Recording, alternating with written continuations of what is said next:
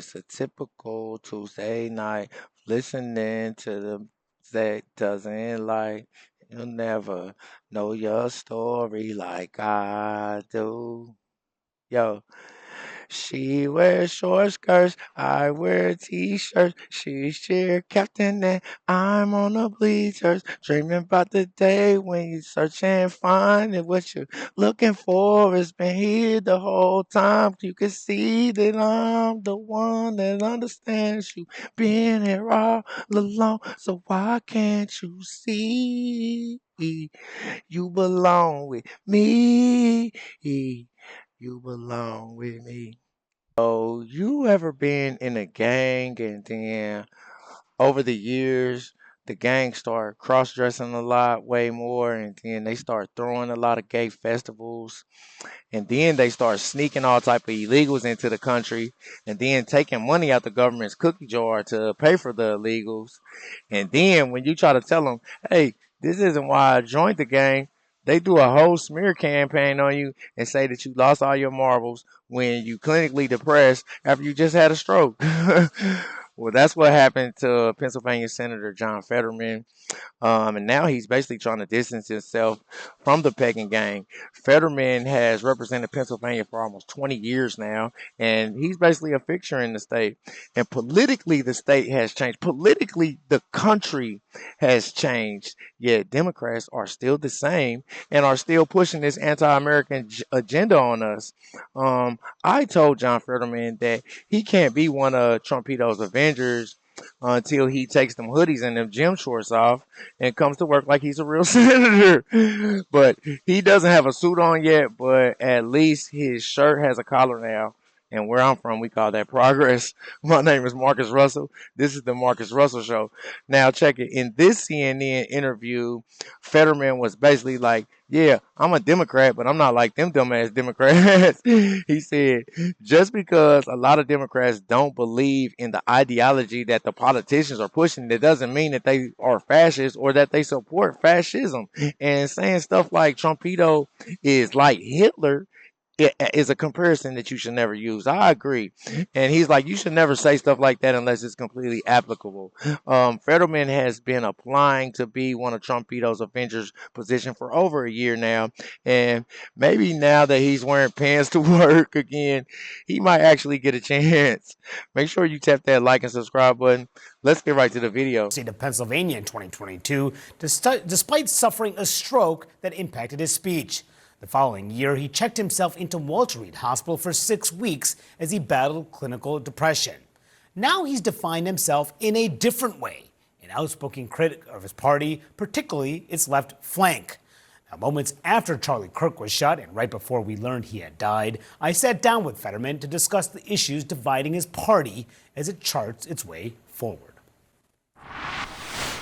I'm never going to change my party, but clearly we've lost the argument, and right now I think it's entirely appropriate to really be honest and just figure out why exactly have we effectively lost 2 out of the last 3 cycles, and a lot of the things we've really kind of really lost our connection with American voters in ways. And I think we can't just be, well, Trump is always wrong, or that we're going to set the country on fire or whatever. That's just not true either, of course. But, you know, when I represent a state like Pennsylvania, that keeps you honest.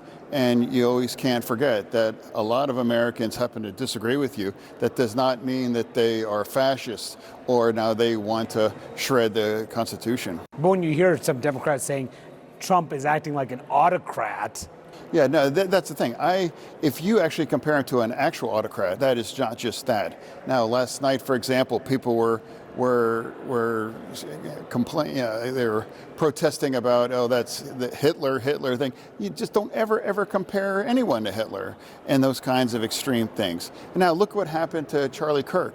I mean, you know, the man was shot. Now we have to turn the temperature down. It's like we can't compare people to these kinds of figures in history. And this is not an autocrat. This is a product of a democratic election. So you don't think that Trump is at all shattering any of the norms of democracy in any way? I'm saying he's definitely different, but that's what America voted for. Again, I don't agree with many of these things, but that does not make him an autocratic. But one of the things that I hear from Democrats a lot saying a reason why voters may not like Democrats is because they don't fight hard enough. Democrats should be fighting harder. What do you say to folks who say that? What exactly is fighting? What is fighting? Delay more votes, or just vote every no on everything, or saying, well, if they're doing X, well, then that means it's wrong, that kind of a thing.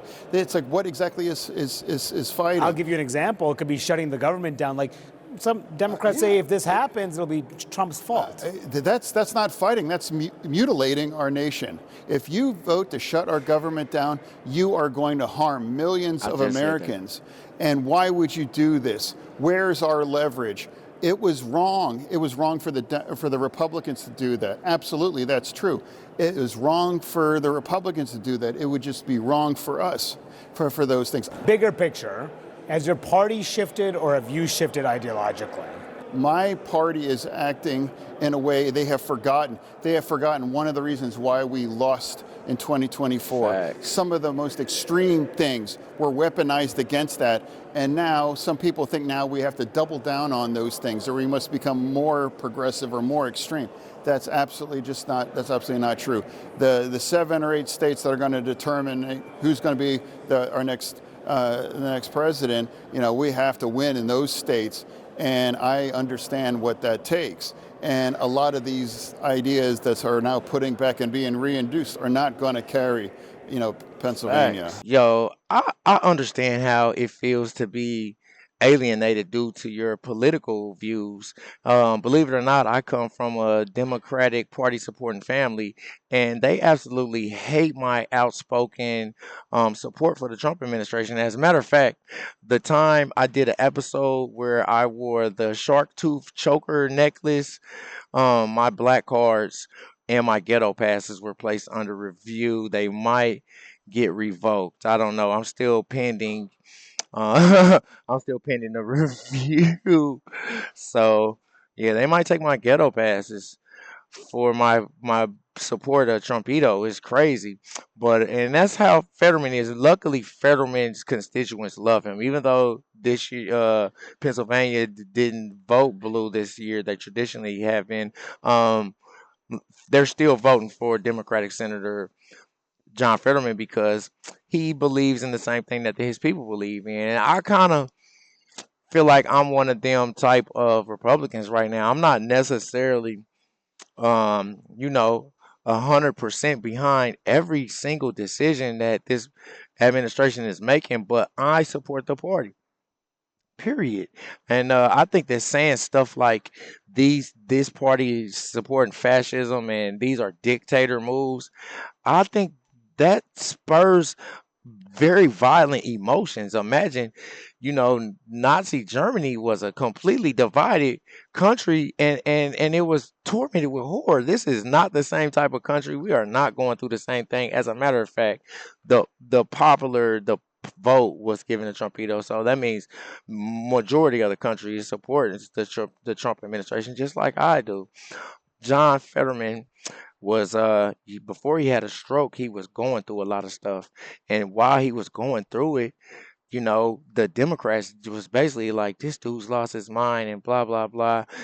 He had told his aide that he needed to go see a therapist because he was stressed, and they took that and just ran with it. But if you lose motion on the right side of your body, he couldn't even talk good, and you go from having motion to not having motion, that is depressing.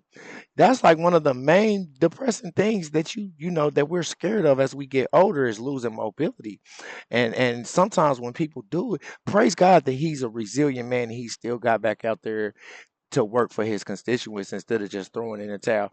But now I feel like, come on over, Fetterman. They don't want you over there no more. Like, of course, like I said, once you come over here, Trump told me to tell you we expect you to not wear hoodies and basketball shorts. Dress up like you're a real politician. When you are a policeman, you wear the policeman uniform. You was a basketball player, of course, them gym shorts would be appropriate. But you are a politician. You need to dress the part. I don't care what you're going through stress wise. But since he's now wearing collar shirts, I'm saying, come on in. I jumped over too, and I had a lot of naysayers against me when I switched over, but I like the way that he's standing up for his beliefs. And a lot of times when you stand up for the things that you believe in, it's not going to be a glorious reception like you think. You know what I mean? But if you're standing up for what's right, it doesn't matter what people thinks. Period. I crack my jokes on here all the time, and I don't care what people think because I know in the behind the basics is of what I'm saying is based on truth and facts. Period. And that's my truth. Yo, make sure you tap that like and subscribe button. Check out my next videos. Tell me what you think in the comments. Until next time, peace.